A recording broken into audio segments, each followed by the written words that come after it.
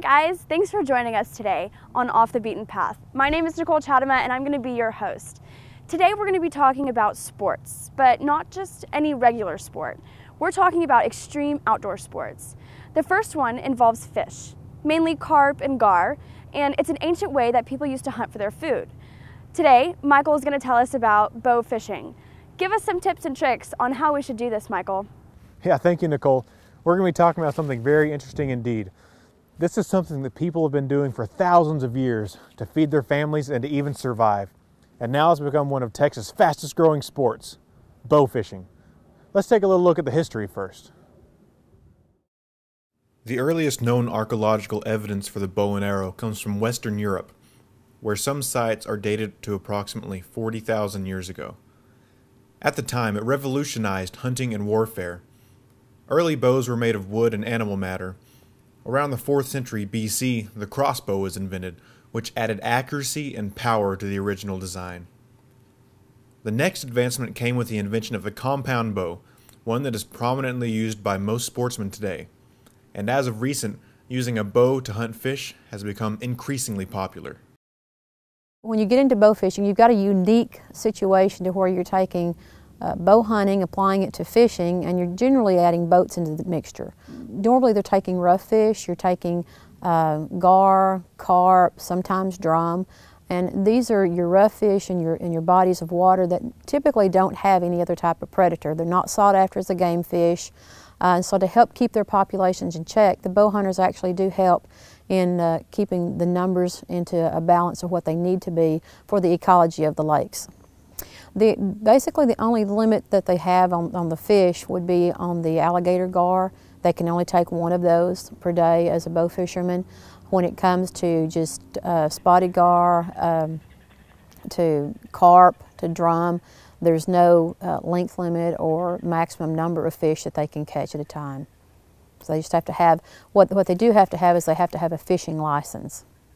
Hey, I'm here with Ronnie Edwards, who is the director of the Northwest Texas region of the Texas Bow Fishing Association. How are you doing, Ronnie? Pretty good, how are you? So you're going to show us a little of your equipment today, right? Yes. Okay, first of all, show us what you got. What do you got 3 bows here for? I have 3 basic bows, as you will. I have what everybody here calls a recurve. It's the simple, 1 string, some curves, and this is just a regular reel with a reel seat and a little bit of what looks like a fishing pole sticking out, but people use it for leverage. It just helps bring the fish back. Second on the list is a regular compound bow. Everybody knows what these look like. They've got the cams at the top and the bottom and 1 long continuous string. Majority of people use these because they're very popular and they're easy to come by. The other bow that I have today is what I primarily fish with. If you noticed on the recurve, I have 1 string, but I also have the cams, like the compound bow, and it's multiple wrapped string. So this is sort of like a mix between the 2. Yes, it's pretty much halfway. Tell us the bow fishing techniques, start from the beginning for people who don't know. Starting from the beginning, you're going to get a boat, you're going to get waders, some light source to see at night. So you bow fish at night? Primarily at night. You can fish in the daytime, but fish are very hard to see. If it's night, you've got lights that penetrate the water, you can see the fish a whole lot better. Okay, so we're going to be going out fishing later tonight, and I've heard that your boat looks somewhat like a UFO out on the water, and it gets a lot of strange looks and calls. We run a 5,000 watt generator and 9 lights. These are stadium lights, exactly what you would see at Rangers Stadium. The Brazos River Authority or the Sheriff's Department out around the Brazos River, they have been called because residents, like we have behind us here, look out on the water and they see an orb of white light just zipping across the lake. And, we really appreciate you showing us all. Oh, you're welcome, Michael. And see you tonight out on the lake, man. Yeah, let's hope that we don't freeze. Some soldiers have to die a fire at midnight. Will you bring this war into my lonely blood? Into my lonely blood.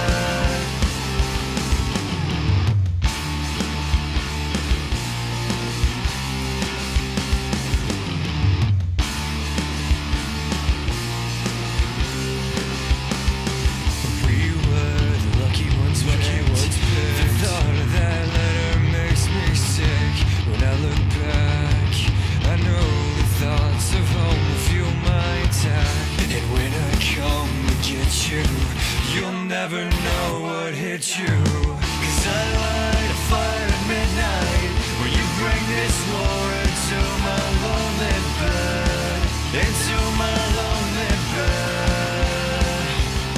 And I am the bullet that burns bright, because I know that what I feel is right, but not what I do, no, not what I do.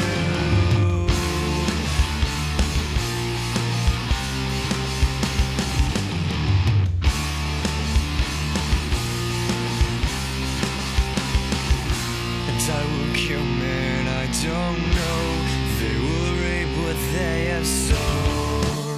But what have they sown? What have they sown?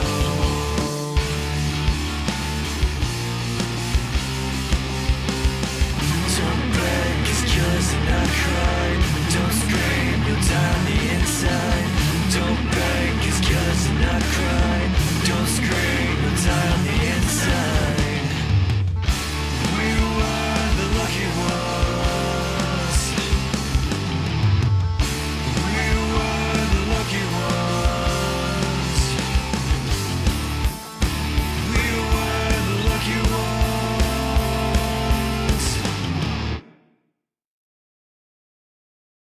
Okay, so last night I had my first bow fishing experience. Ronnie Edwards was nice enough to take me out in his boat and shoot some fish. Well, it was quite interesting. Completely honestly, man, it was really exhilarating. It was a really fun experience, and I am definitely hooked. I'm going to the store to buy a reel for my bow today, and I am going to be going bow fishing now. It's a lot of fun. I would really highly recommend you to try it out if you never have before.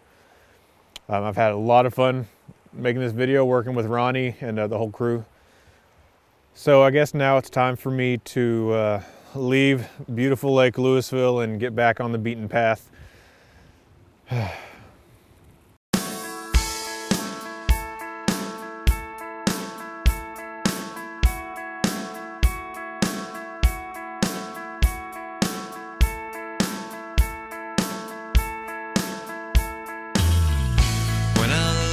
At the stars in the sky, I wonder where your story hides. And when you lay alone in bed at night, tell me, does it still feel